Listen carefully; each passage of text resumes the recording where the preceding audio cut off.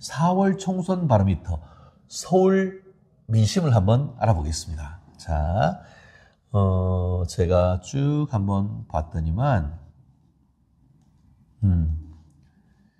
그래요. 제가 이게 딱 옆에 탁 뜨면 참 좋겠는데, 지난 1월 달에 이제 뭐 60일 다가왔는데, 서울 민심이 여전히 안개 속이다. 하지만 변화는 충분히 감지된다. 마치 우리가 입춘이 지나면은, 이게 얼음 밑으로 물이 졸졸졸졸 흐르는 소리가 나오는 건 아니겠습니까? 아직, 겨울이긴 합니다만, 봄이 오는 소리가 들리듯, 상당 부분 민심에 혼돈이 있습니다만, 큰 흐름은 어느 정도 읽을 수 있는 그런 부분인 것 같아요. 그런데, 2월 4일 주간동화 기사를 쭉 보면은, 제목이 4월 총선 바로미터, 서울 민심은 초접전, 이렇게 나오고 있습니다. 그럼 구체적으로 한번, 저거를, 수치를 볼까요? 이게 전체 선거구의 5분의 1이 서울에 몰려 있습니다. 실제로, 지난 총선 기준으로 보면은 서울은 별이 49개입니다. 49개로 전체 253개 지역구의 20%나 되는 것이죠. 그러니까 서울에서 승리하는 사람이 일당이 된다라고 보면은 큰 무리 없는 것 아니겠습니까? 지금, 한국갤럽이 1월 23일부터 25일까지 3일 동안 전국 18세 이상 1,001명을 대상으로 무선 전화로 이렇게 추출을 해서 여론조사를 했었는데, 서울 유권자에 대해서 어느 정당을 지지하는가 했더니만 국민의힘이 37%, 그리고 더불어민주당이 31%, 요 정도가 지금 나온 것 같습니다.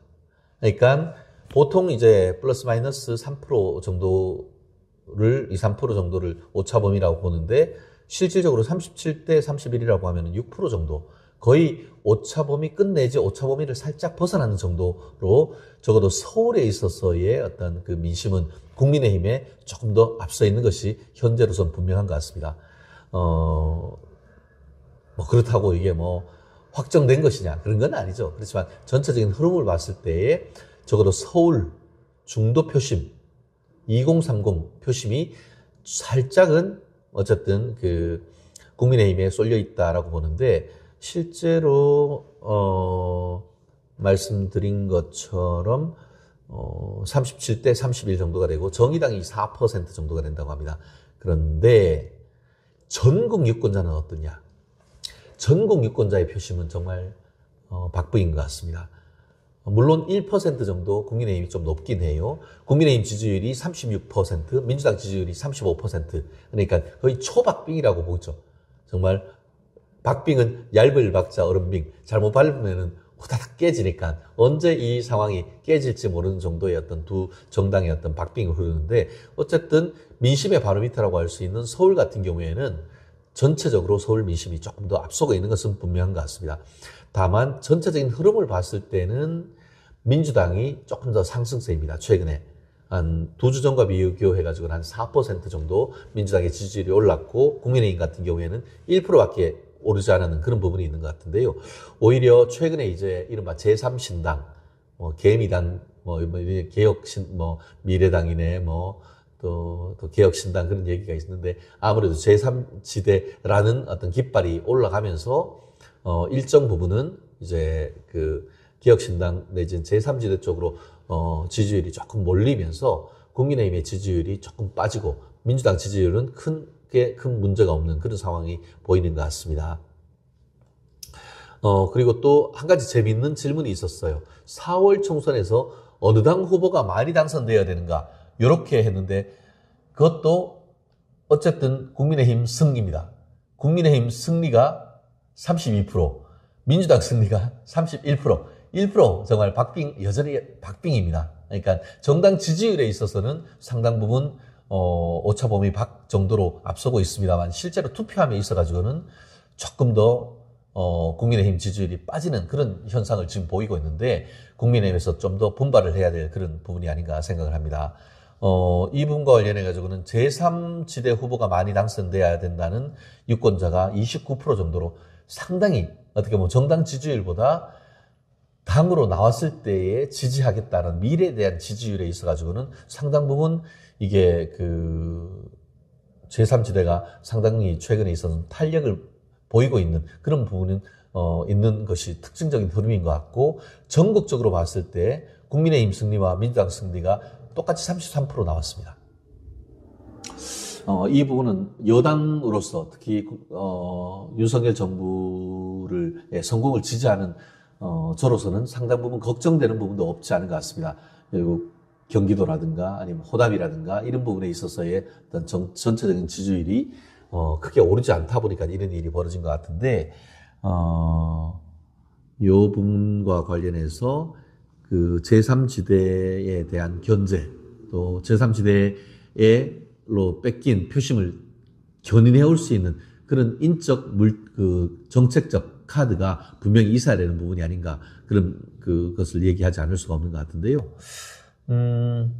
또 아까 제가 말씀드린 것과 또 살짝 또 다른 질문을 이번에 갤럽에서 했었는데, 서울 유권자들 상대로 이번 총선에서 어떤 당을 지지할 의향이 있을까 했을 때는 확실하게 아까 얘기한 것처럼 국민의힘을 더 많이 지지하는 것으로 나왔어요. 여기는 국민의힘 41%, 민주당이 38%, 한 3% 정도 차이가 여전히 납니다. 그렇기 때문에 이 부분은 결국 비례대표제와 관련해가지고 이제 그 병립형이나 이렇게 갔을 때는 국민의힘 쪽에서 비례대표를 상당 부분 가지고 올 가능성이 높다는 것을 보여주는 것 아니겠습니까?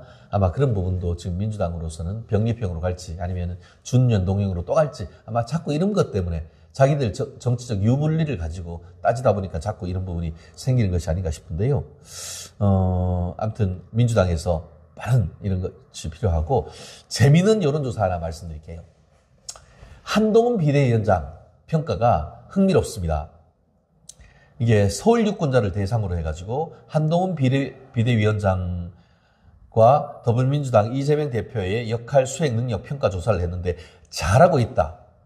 한동훈 51%, 이재명 30%, 거의 21% 정도 크게 차이가 있습니다. 뭐 쉽게 말하면 이런 거죠. 지금 내일 한동훈하고 이재명이 대선으로 붙으면은 거의 20% 이상 서울에서는 한동훈이 당선된다. 이 말로 하면 훨씬 더 쉽게 지금 다가올 수 있을 것 같은데요. 실제 지금 이 내용과 관련해가지고 한동훈 장관에 대해서는, 지금 서울에서 51%가 잘하고 있다고 하는 반면에 부정평가는 42%. 부정평가도 뭐 낮다고 보긴 어렵습니다. 그렇지만 긍정이 훨씬 더 높고, 이재명에 대한 평가는 잘하고 있다가 몇 프로인지 아십니까? 30%입니다. 잘 못하고 있다는 것이 64%입니다. 근데 이 부분과 관련해서 마냥 또 웃기가 어려운 것이, 윤석열 대통령이 직무수행 평가에 대한 서울 유권자의 어떤 평가가 잘하고 있다가 30%, 잘 못하고 있다가 64%입니다.